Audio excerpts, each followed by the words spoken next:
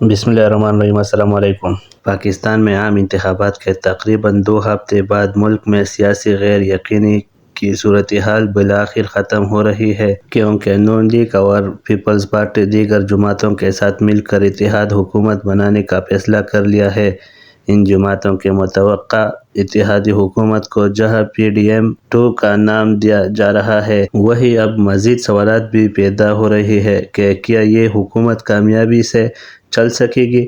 اگر ماضی قریب پر نظر ڈالی جائے تو پاکستان ڈیموکریٹک موومنٹ PDM کا 16 سیاسی جماعتوں پر مشتمل اتحادی 2022 میں سابق وزیر اعظم عمران خان کے خلاف عدم اعتماد کا ووٹ لینے میں کامیاب ہوا تھا، جس کے بعد اس اتحاد کی 16 ماہ چلنے والی حکومت کا شمار سیاسی تجزیہ کار اور ناقدین پاکستان کے سیاسی تاریخ کی سب سے غیر مقبول حکومت میں گرتی نظر آئی۔ دوسری جانب پشاور ہائی کورٹ نے پاکستان تحریک انصاف PTI کے نامزد وزیر اعلیٰ پنجاب میاں اسلم اقبال کی جانب سے اپنے خلاف مقدمات کی تفصیلات فراہمی کیس میں 2 ہفتے کے لیے ان کی راہداری ضمانت منظور کر لی ہے۔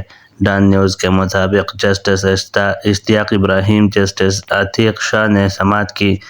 دوران سماعت جسٹس اشتیاق ابراہیم نے ریمارکس دے کہ خیبر پختونخوا کی حد تک ہم تفصیلات فراہم کر سکتی ہے، لیکن پنجاب کے کیسز کا ہم کیسے کہہ سکتے ہیں کہ وفاق حکومت کے کیسز ہوں تو ان سے بھی تفصیلات طلب کر سکتے ہیں۔ درخواست گزار کے وکیل نے بتایا، کہا ان کے خلاف خیبر پختونخوا میں کیسز نہیں ہے۔ وکیل نے مزید کہا، ہمیں اتنی اجازت دی جائے کہ متعلقہ عدالتوں میں ہمیں پیشی ہو، تب تک گرفتار نہ کیا جائے۔ میاں اسلم پنجاب کے لیے نامزد وزیر اعلیٰ بھی ہے۔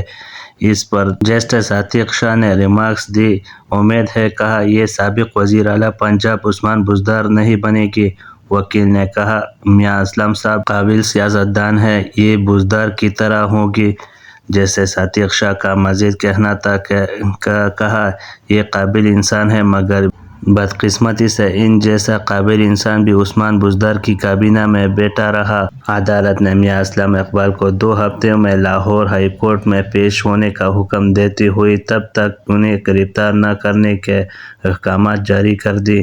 دوسری جانب پشاور ہائی کورٹ نے سابق وفاقی وزیر سینیٹر شبلی فراز کی جانب سے مقدمات کی تفصیلات کے لیے دائر درخواست کی سماعت کرتے ہوئے انہیں 26 فروری کو عدالت میں پیش ہونے کا حکم دے دیا ہے۔ ڈان نیوز کے مطابق شبلی فراز نے انعام ایڈوکیٹ کی وساطت سے آج ہی عدالت میں مقدمہ دائر کیا، جس کی سماعت جسٹس اشتیاق ابراہیم اور جسٹس عتیق شاہ نے کی۔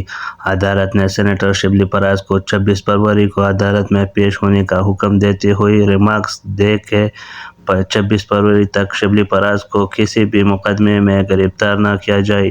اس کے علاوہ 19 مارچ کو اسلام آباد پولیس نے جوڈیشل کمپلیکس توڑ پھوڑ کیس میں بانی پاکستان تحریک انصاف عمران خان سمیت شبلی فراز اور دیگر FIR درج کی تھی۔ 25 اکتوبر اسلام آباد کی انسدادی دہشت گردی عدالت نے بھی جوڈیشل کمپلیکس پر حملے کے ایک کیس میں ان کے وارنٹ گرفتاری جاری کی تھی۔ واضح رہے، 1 مارچ 2023 کو سابق وزیر اعظم اور پاکستان تحریک انصاف PTI کے چیئرمین عمران خان کی جوڈیشل کمپلیکس اور اسلام آباد ہائی کورٹ عمد پر ہنگامہ آرائی پر 2 علیحدہ مقدمات درج کر لی گئی تھی۔ FIR میں کہا گیا تھا، کہا PTI چیئرمین عمران خان کی قیادت میں ایک ہجوم نما لشکر اشتعال انگیز نعرے بازی کرتے ہوئے پیدل اور گاڑیوں پر جوڈیشل کمپلیکس کے مرکزی گیٹ پر پہنچا۔ مقدمات میں فروغ حبیب سمیت اس وقت PTI میں موجود دیگر رہنماؤں راجہ خرم مراد، سعید علی نواز،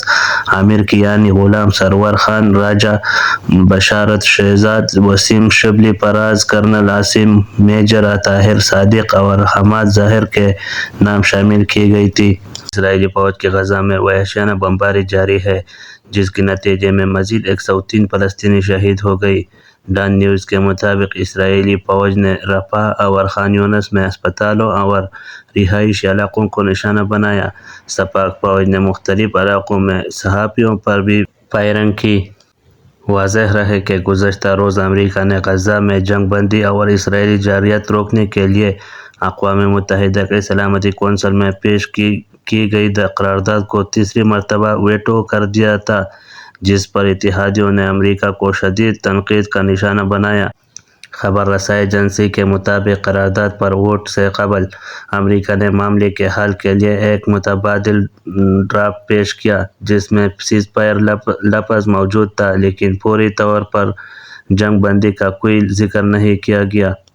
حال میں پیش کی گئی سیز فائر کی قرارداد پر الجزائر گزشتہ 3 ہفتوں سے کام کر رہا تھا، جس میں مطالبہ کیا تھا کہ انسانی بنیادوں پر سیز فائر کرتے ہوئے تمام فریقین کا احترام کیا جائے۔ سیز فائر کے لیے ووٹنگ کو ویٹو کرنے کے عمل کو چین اور روس کے ساتھ ساتھ امریکہ کے اتحادیوں فرانس، سلووینیا اور مالٹا نے بھی شدید تنقید کا نشانہ بنایا۔ اقوام متحدہ کے سیکورٹی کونسل میں سلووینیا کے نمائندے سمیول زوگر نے کہا ہم نے قرارداد کے حق میں اس لیے ووٹ دیا تاکہ غزہ میں شہریوں کا قتل عام روک سکے۔ فلسطین کو جن مشکلات کا سامنا ہے وہ اس سے کہیں زیادہ ہے جس کا ایک انسان سامنا کر سکتا ہے، فرانسیسی سفیر نے کہا انسانی اموات اور انسانوں کو درپیش مشکلات ناقابل برداشت ہے اور اسرائیلی کارروائیوں کو لازمی رکنا چاہیے۔